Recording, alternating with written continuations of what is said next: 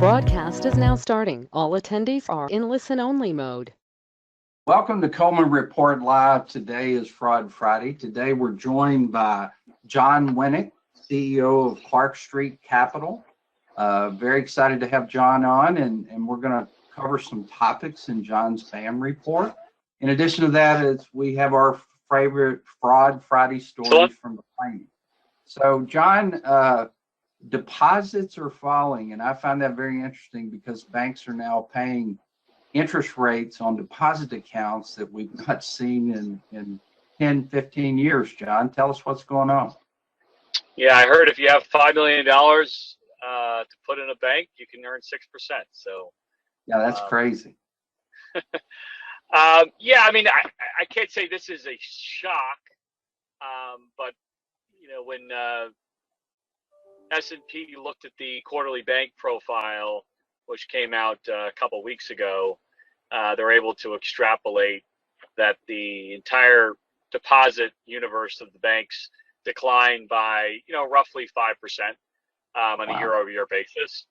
That has never really happened.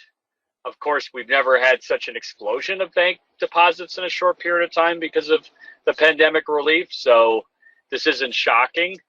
But, what's interesting is this is pretty fairly broad-based. I think Wells Fargo lost 6%, so they were slightly worse than the overall industry. JP Morgan Chase only lost 2%, but that includes the acquisition of First Republic, so they probably were overall consistent with the average. Bank of America pretty close as well. So really, whether it was a large bank, a small bank, or a medium-sized bank, deposits basically fell year over year after all categories.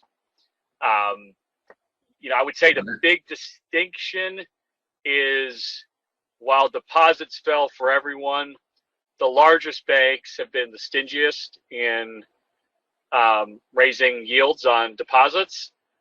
So despite losing as much as everybody, their funding advantage got a little bit better because they're paying less for deposits. Well, I think the thing that really stands out, Jon, is your article indicates that this was the first drop in deposits since 1994. I believe it was the first ever. Where deposits have fallen. That's. I think the information. Okay, it only goes back to the 90s. So okay, so the data only goes back to 1994, but it was the first drop in deposits in the report. That's again very interesting, Jon, because and may explain some of the high interest rates on deposit accounts that we've been seeing. Let's take a look at the next BAM report. So fund costs, we all know the cost of funds is rising. We just kind of led up to that with deposit accounts paying 5% and 6%, and it's causing some income problems for banks and eroding profitability. Jon, tell us about that. Yeah, it's really a twofold issue.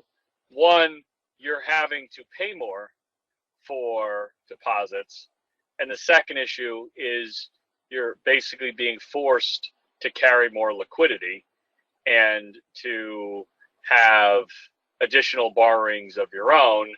A lot of that was basically a reaction to those three bank failures.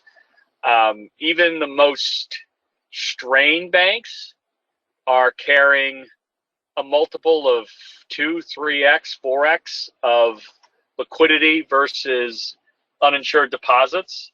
So, it's a double whammy from the standpoint that you're paying up for deposits, but you're also needing to have more excess liquidity in case those depositors want their money back. Yeah, that's very interesting. And then your next report, Jon, talks about the capital that banks have, regional banks having less capital than the largest banks. What's important there? Yeah, I laugh when people say, "Oh, the non-bank lenders and private credit will fill the void of the regional banks and lending." That's preposterous. The regional banks play such an important role in small business lending, commercial real estate lending, C&I lending.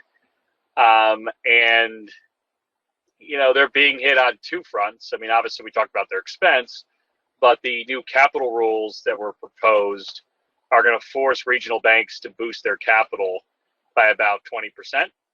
And, that's going to leave them with less availability to make loans. So, we really need the regional bank system to be healthy, and we need them lending. And if all these regionals go on a risk-weighted assets diet that the third said they were on, it's going to have a lot of adverse impact because, if there's a cumulative strike on making loans, that has a crippling effect on valuation. Yeah, absolutely, John. But one of the things that's encouraging for SBA lenders out of this, quite often when banks tighten their credit, SBA lending explodes because a SBA guaranteed loan, the SBA guaranteed loan program usually grows when banks are tightening credit for other reasons. I mean, that's always been the case. SBA has always been, a little counter-cyclical. I think the challenge SBA lenders are having is twofold. One, the, average prime plus 2 interest rate is a tough sell right now, quite frankly, for some borrowers. And it's also difficult to underwrite deals at these elevated payments. So, I would say there's some headwinds and some tailwinds. Yeah, the thing, John, that SBA announced recently, the upfront guarantee fee has gone away on loans of $1 million and less starting on the 1st of October. Is good news, assuming hopefully we don't have a government shutdown. It's kind of looking like we might. There's no guarantee fee on the loans of $1 million or less, and there's no ongoing servicing fee.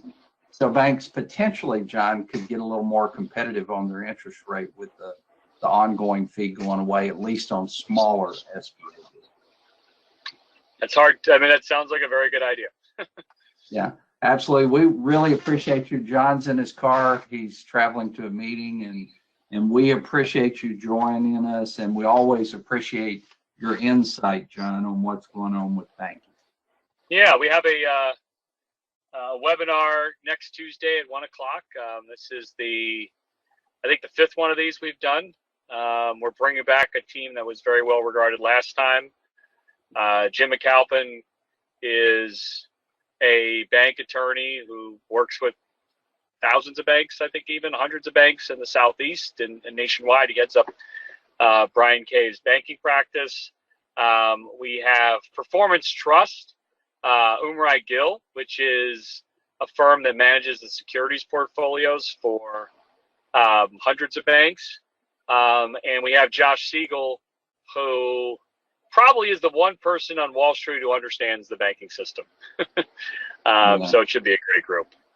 Yeah, it sounds like a great webinar, great opportunity for our participants to get some good information about the current status of banking. To encourage everybody to sign up, I think you can go to colemanreport.com and sign up for this exciting webinar. John, thank you very much. We're going to get into some fraud stories, Delaney. Tell us about what the House Committee is talking about. I'm not real sure what's going on here. Yes, they had a hearing on Wednesday, and they brought in a bunch of people from the private sectors to give their opinions on possible solutions to get pandemic loan fraud back. Honestly, it was a very insightful hearing. I enjoyed it. They came up with quite a few different solutions. One of them recommended, and I think this is quite a topic, we had the Swindler Barbie poster sign come back. One recommended putting stronger identification systems in place to ensure that that didn't happen again. Another interesting one was providing amnesty to people who committed fraud and are willing to return the funds. I think that's a really interesting idea because I agree I think a lot of people would potentially be willing to do that if they knew they were protected for prosecution. Yeah, I think that's a interesting and probably a great idea on recovering some of the fraud. I think people got caught up in the wave of they heard there was free money out and a lot of people applied, and now they're worried about prosecution, and if there was an amnesty program, they might actually return the funds. Absolutely. So Delaney, I think some of those smaller loans and those possibly the 2021 PPP fraud, I think more people would be willing to do it. Yeah, well, it's an interesting concept. It really is. A lot of what I hear coming out of the House committees sometimes don't seem on point to me. That's just me. And an amnesty program for PPP borrowers who have committed fraud very well may help recovery on these fraudulent PPP loans. Delaney, oh, I'm sorry. They also discussed putting in place a whistleblower section in the SBA, a specific or an award program that way, possibly to bring in more people as well. It was an interesting hearing. Yeah, it sounds like it was. Delaney, tell us what Mr. Reginald Alfonso Hopkins did. It's a great name, isn't it? He decided to plead guilty recently. He obtained $1 million in fraudulent PPP funds in a $9,000 idol.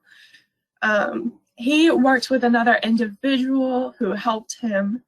He got quite a few loans. He claimed he had 15 employees, a monthly payroll of $116,000. He actually had a second loan that had pretty similar numbers, 15 employees and $120,000 in monthly payroll. He also sent a lot of fraudulent IRS forms, and he got money distributed, and he was sending kickbacks to this other person, which amounted to $117,000, or $177,000, excuse me, not $117,000.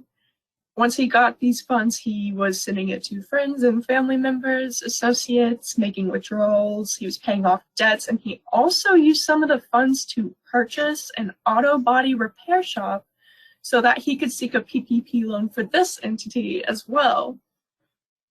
Oh my goodness. I can't help but think of the Fresh Prince of Bel-Air when I see Alfonso as the name. One of the stars in the Fresh Prince was a guy named Alfonso. Let's talk about a business owner who committed $16.5 million in fraud. What did Tyler do? You know, and I'm a little biased by choosing this story. Maybe it was not a great idea, but this is pretty close to home. This is in Bentonville, Arkansas. Wow. Yeah. So Mr. Tyler here, he obtained a couple loans for himself. He admitted to obtaining $3.25 million in PPP and EIDL funding for his own businesses, but he was also helping other individuals. There was somebody in Washington, and I may not say this name very well, Yuri Anishchenko. He received $300,000 for two different businesses, neither of which were active at the time of the applications. And after he had success, he ended up recommending dozens of people to go to Tyler so they could also get PPP and EIDL loans. So he ultimately helped get $13.5 million for other people. So while it says 16.5, it was closer to 17 million. That's crazy. And Delaney's indicated this was close to home. I've started to think the state of Arkansas, which we're from, did not have significant PPP fraud, but our friend Tyler here has brought Arkansas into the limelight of PPP fraud. Well, thank you, Delaney, for those stories. We always look forward, and when I travel to conferences, people ask about Fraud Friday and what you're writing. And leading to a conference, I just got back, guys. I feel like a dead man walking because I flew out to Las Vegas on Wednesday. I spent some time at the National Alliance of Commercial Loan Brokers meeting.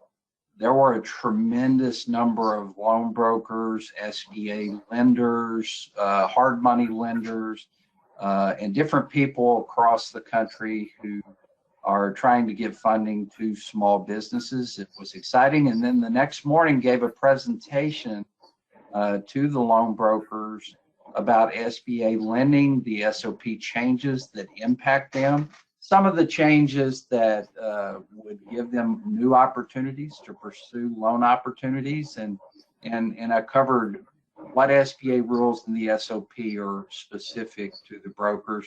And guys, I got back last night at 1:30 a.m. I was flying the red eye back to Arkansas, so I'm a little tired today, but excited to be here. But it was a great conference, tremendous number of people participating, and I did get to see a lot of great SBA lenders there. Want to talk about the webinars that are coming up. I'm doing a webinar on the SOP 5057-3 that was released and became effective on August the 1st.